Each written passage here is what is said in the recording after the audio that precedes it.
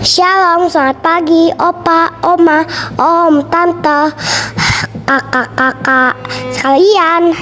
Puji syukur karena hari ini kita masih diberi kesempatan mendengarkan rehat, belum memulai aktivitas, belum membaca dan merenungkan firman Tuhan. Mari kita berdoa.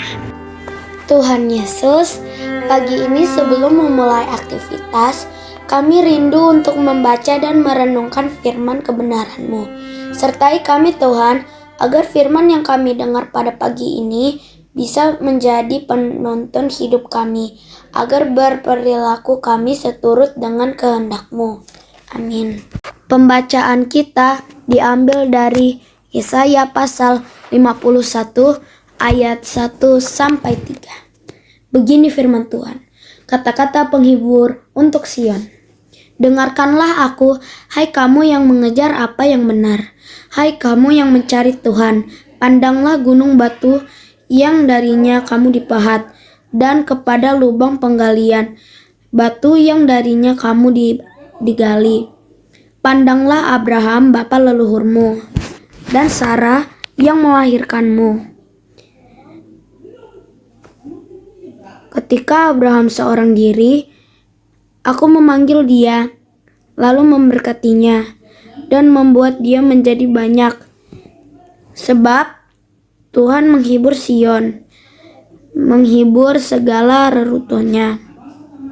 Ia membuat padang gurunnya seperti Eden, dan padang lontarannya seperti kebun Tuhan.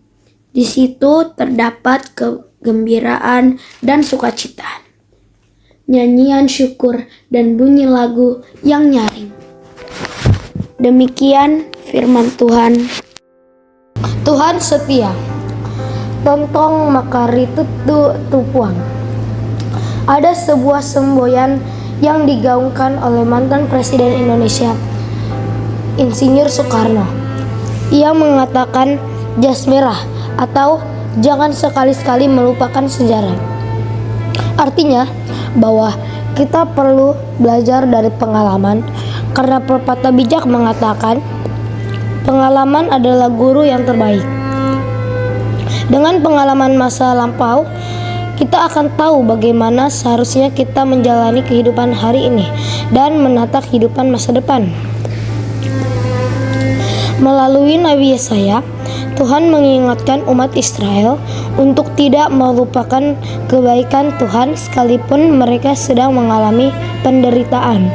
Seperti janji yang diucapkan Tuhan kepada Abraham, demikian pun janji itu akan juga berlaku bagi mereka meskipun kondisi dan situasi yang sedang dialami sangat berat. Penderitaan yang sedang dialami oleh bangsa Israel bukanlah gambaran bahwa Tuhan sudah membenci dan meninggalkan umatnya. Selamanya, ketetapan janji yang diikatnya akan senantiasa ditepati.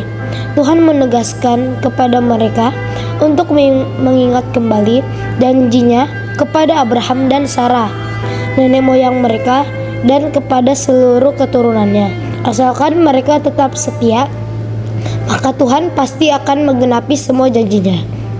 Banyak hal yang dapat kita pelajari dari pengalaman hidup yang telah kita jalani, meskipun hari ini kita mungkin sedang dalam gumul yang berat dengan berbagai persoalan hidup. Tetapi baiklah kita senantiasa mengingat bahwa Tuhan setia. Ia pasti akan senantiasa menghibur dan menolong setiap umatnya yang datang berseru memohon pertolongannya. Ada Tuhan yang setia pada janjinya untuk terus memberkati kita. Dia yang menolong kita kemarin dalam perjuangan hidup. Dia yang akan selalu hadir dalam proses kita hari ini, bahkan tetap setia untuk membimbing kita di hari esok. Amin. Mari kita berdoa. Terima kasih Tuhan Yesus untuk firman yang telah kami dengar. Semoga bisa kami lakukan dalam kehidupan kami masing-masing, dan perilaku kami sesuai dan seturut dengan kehendak-Mu. Sekarang kami akan beraktivitas, sertai dan lindungi kami selalu. Dalam nama Tuhan Yesus, kami berdoa. Haleluya. Amin.